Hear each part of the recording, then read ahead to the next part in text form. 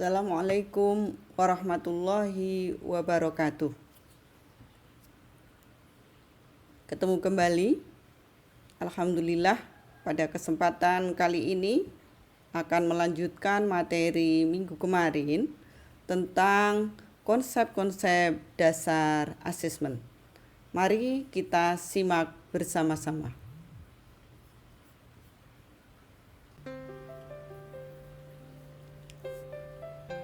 Baik, yang pertama menyampaikan tentang tes psikologi yang terlibat dalam tes psikologi, itu penyusunan dan pengembangan, kemudian ada tester, ada testi, ada pengguna tes, dan ada persyaratannya, yaitu perlu diperhatikan validitasnya, reliabilitas, norma standar dan interpretasinya. Kemudian dalam penggunaan tes ini bisa perhatikan juga apakah ini untuk pendidikan, apakah untuk konseling, klinis, militeri atau organisasi. Dan tes psikologis ini ada dalam katalog tes atau manual tes atau reference volume atau jurnal artikel dan online database. Nah, tes psikologi di sini ada sampel perilakunya. Seperti apa, misalnya ini untuk perilaku mengajar, berarti ini sampel di dalam perilaku mengajar. Kemudian ada kulturnya, ada pola perilaku, keyakinan nilai satu komunitas yang akan dinilai. Jika dalam pendidikan berarti ini akan terkait dengan pendidikan.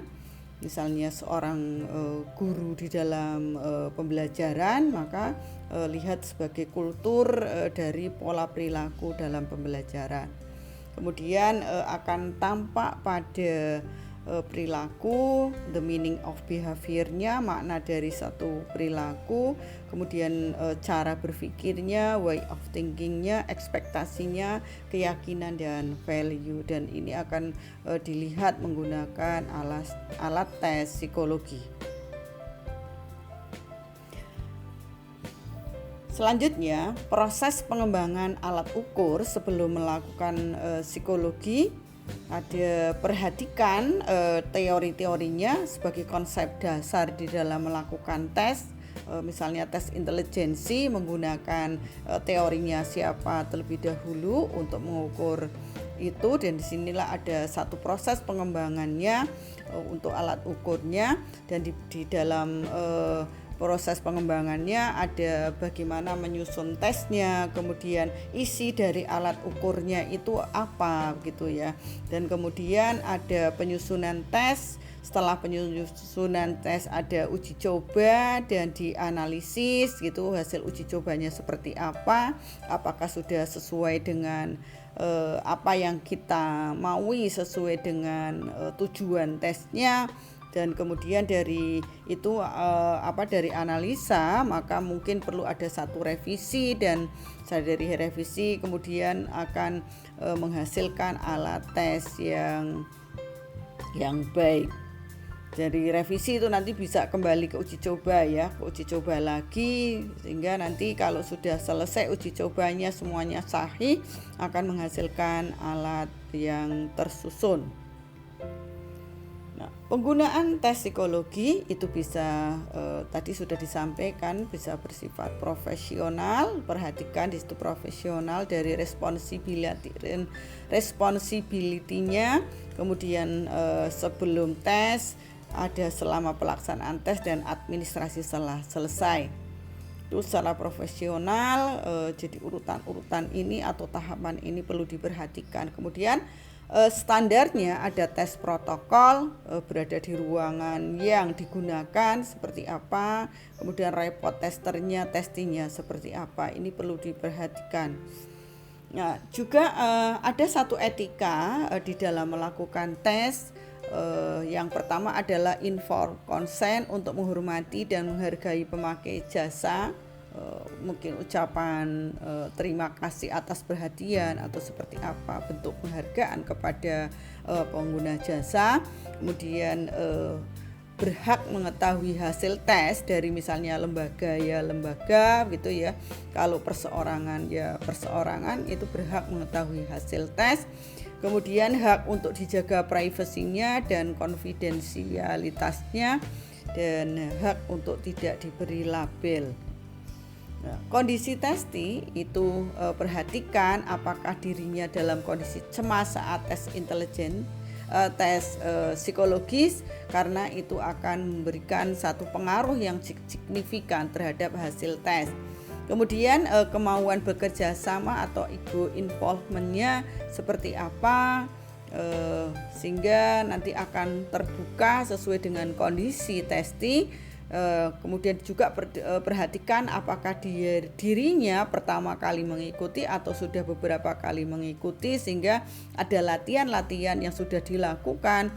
Kemudian saat melakukan tes ini perhatikan apakah kondisi tes ini sakit atau tidak, sehingga nanti ada satu kenyamanan ketika melakukan tes. Kemudian yang selanjutnya terkait dengan validity dan reliability.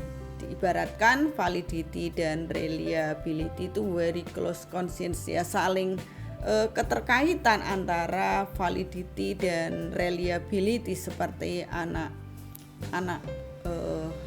cucu gitu ya. Kalau ada validitas maka dia selain validitas juga harus reliable. Jadi keduanya saling terkait, saling mendukung. Nah, di sini ada different type of validity-nya, baik konten, kriteria atau konstruknya perlu diperhatikan, isinya, konsep teorinya atau biasa disebut dengan konstruk. Kemudian different type of reliability-nya, test